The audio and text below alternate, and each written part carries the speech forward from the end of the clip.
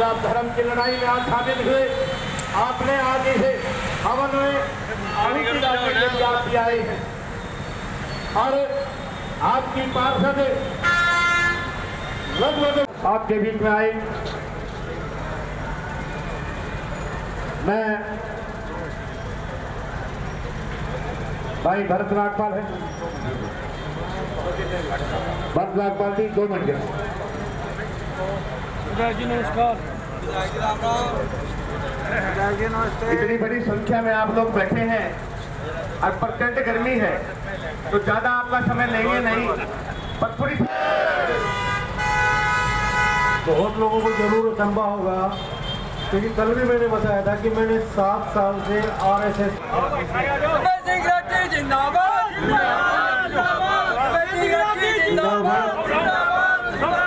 लखन राठी जिंदाबाद, मोनिका राठी जिंदाबाद। आदरणीय बुजुर्गों, नौजवान साथियों, माता और बहनों, अजीत प्यारे बच्चों, आज इस नगर परिषद के चेयरमैन से संबंधित जो चुनाव 19 तारीख को होने जा रहा है, पार्षदों का, चेयरमैन का, उसके उद्घाटन, दफ्तर के उद्घाटन के अवसर पर आप आए हो। मैं आप सभी का बहुत बहुत स्वागत करता हूं, आपका धन्यवाद व्यक्त करता हूं। आज उद्घाटन है दफ्तर का। मोनिका राठी जो चेयरपर्सन की उम्मीदवार है हमारी पुत्र, तो मुख्य कार्यकर्ता आज हमने संदेश दे करके बुलवाए थे। चुनाव 19 तारीख का है, रिजल्ट 22 को आएगा, लेकिन अभी से शहर में ये चर्चाएं शुरू होगी कि 60% में अकेली मोनिका है, बाकी 40% में सारे। क्योंकि पिछला जो बोर्ड था उस बोर्ड में इतना ज़्यादा भ्रष्टाचार हुआ, कांग्रेस की चेयरपर्सन थी और बीजेपी का एमएलए था, भाई दीपेंद्र हुड्डा जी बना करके गए थे, लेकिन दीपेंद्र हुड्डा जी के नाम को भी कलंकित करने का काम किया।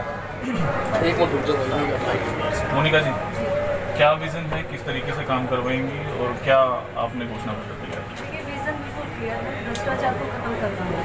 घोषणाएं मेरी सारी क्या है यार? समस्याएं चल रही हैं जो वर्तमान में समस्याएं हैं, जैसे कि ये प्रॉपर्टी आईडी का जो मुद्दा था, या फिर नक्शों का जो ये बहुत ज़्यादा पैसे ले रहे थे नक्शे पास करने में, या फिर सड़कें हैं, या फिर बिजली है, या लाइट है, बच्चों की शिक्षा है, जो बहादुरगढ़ इस समय समस्याएं झेल रहा है, वो सारी मुद्दे। अगर आप बनती हैं चेयरपर्सन तो क्या रोड मैप रहेगा, किस तरीके से आप जो काम करवाएंगे और भ्रष्टाचार पर नकेल कसने की बात आपकी तरफ से कही जा रही है? देखिए, एक रूपरेखा हम तैयार कर चुके हैं अपने वार्ड में, उसी तरह से हम हर वार्ड के साथ एक टीम गठित करेंगे, उसके हिसाब से काम चलेगा। डिजिटल जो हमने अपने वार्ड को बनाया, उसी तरह हम पूरे शहर को डिजिटल, पूरे वार्डों को, मतलब उसमें ग्रुप बनाएंगे, बहुत सब ग्रुप बनाएंगे जो समस्याओं का समाधान करेंगे।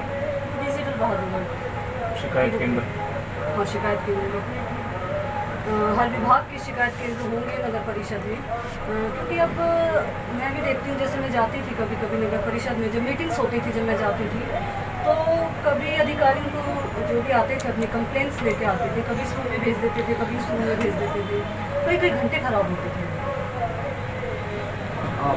मेरा एक ही सवाल है, अलग अलग पार्टी के उम्मीदवार मैदान में, एक भाजपा से, कांग्रेस समर्थित है, बाकी निर्दलीय है, आम आदमी पार्टी। लोग उनको वोट क्यों ना दें और आपको ही क्यों? मेरा से देखिए, उसके लिए मैं यही कहूँगी कि इस चीज़ का उत्तर जो वोटर्स हैं, एक बार मेरे वार्ड में आके विजिट करें, मेरे पार्कों को देखें, मेरे वार्ड में सड़कों को देखें, बिजली व्यवस्था को देखें, लाइट को देखें, वाईफाई हमने किया है, 5 पार्क आते हैं मेरे वार्ड में, और पूरे बहादुरगढ़ में सबसे मेंटेन पार्क मेरे वार्ड में। मोनिका जी, एक छोटा सा सवाल है, आप जीत जाते हैं, चेयरपर्सन बन जाते हैं, तमाम युवाओं का सवाल है ये कि युवाओं के लिए क्या कुछ पॉलिसी रहेगी आपकी? युवाओं के लिए देखिए, सबसे पहले तो है बेरोजगारी, जैसे ठेकेदारी प्रथा हमारे पिछले बोर्ड में चली है। हमारे मतलब सफाई कर्मचारी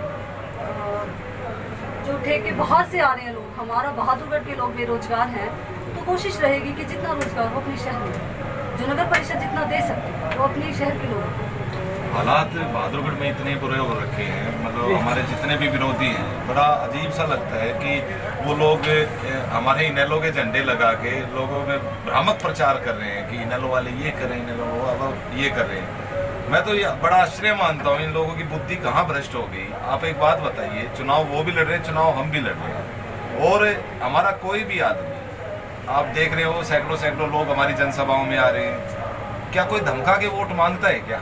सीधा और साफ सा स्पष्ट सा मतलब है इसका। मतलब कांग्रेस बीजेपी वाले इतने बौखला गए हैं कि वो हमारे झंडे दिखा के लोगों को धमकाने लग गए। लेकिन ये लोग बहादुरगढ़ के अच्छी तरह जानते हैं, अब की बार बहादुरगढ़ से नगर परिषद में से कांग्रेस और भाजपा दोनों का सफाया तय है, क्योंकि इनके भ्रष्टाचार से। क्योंकि एक तो फिलहाल इसे पिछली टर्म में चेयरमैन थे, अब उनके साथ जो समर्थन कर रही है वो इस बार की चेयरमैन है।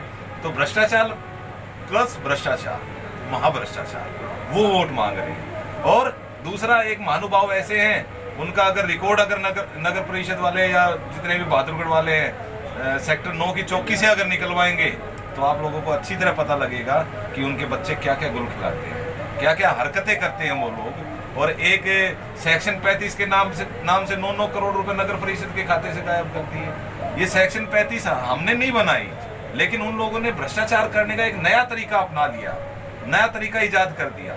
लेकिन पिछली बार हमारा बोर्ड था, मोनिका और का बोर्ड था, सारे हमारे इनेलो के पार्षद थे, उनकी इतनी हिम्मत नहीं हुई सेक्शन 35 को एक बार भी यूज कर ले। वो इसलिए नहीं हुई क्योंकि उनको अच्छी तरह पता था अब की बार इनेलो वाले स्ट्रॉन्ग है और वो तुम्हारे हर एक भ्रष्टाचार को उजागर करेंगे। इसलिए ना तो आप रिकॉर्ड की बात बता रहा हूँ मैं, रिकॉर्ड में नगर परिषद में आप जाके देखिए, एक भी काम सेक्शन 35 में नहीं हुआ। वो क्यों नहीं हुआ? क्योंकि उनको पता था तो उनके भ्रष्टाचार पे हमारी नजर है। और कहाँ वो पिछला जमाना में याद करूं, जो आपने आपको कांग्रेस समर्थित कहते हैं, कांग्रेस को अच्छी तरह पता था वो ये चुनाव आ रहे हैं, इसलिए उन्होंने सिंबल नहीं दिया। और बार घोटालों के आरोप लगा रहे हैं। घोटाले चेयरमैन बनते हैं, चेयरपर्सन बनती है आपकी पत्नी, तो क्या घोटालों को जो है वो फाइलें को लेंगे? मैं तो साफ और स्पष्ट सा मतलब बता रहा हूँ, हमारी नजर में जो भ्रष्टाचारी है वो ऐसे गुनहगार हैं जिन्होंने बहादुरगढ़ के लोगों का पैसा लूटा है। और वो पैसा लूटा है जो बहादुरगढ़ के लोग खून पसीने की गाड़ी कमाई नगर परिषद में टैक्स के तौर पर जमा करते हैं। तो ऐसे लोगों का क्या हाल करना चाहिए? आप ये देखिए, प्रधानमंत्री आवास योजना के 88 लाख रुपए नगर परिषद ने उड़ा दिए, कहाँ गए? अब वो भी वोट मांगने आ रहे हैं लोगों के बीच में। उन लोगों को शर्म नहीं आती? अरे तुम्हें 2 साल हो गए, मैं लगातार कंप्लेंट कर रहा हूँ, ना भाजपा के अधिकारी ये पता लगा पाए वो 89 लाख रुपए गरीब आदमियों को मिलने चाहिए थे, वो कहाँ गए? और उल जुलूल बातें करते हैं, इधर उधर की बातें करते हैं। कुछ कांग्रेसियों को और भाजपा वालों को इनेलो के झंडे दे के लोगों के बीच में धमकाने का काम करते हैं।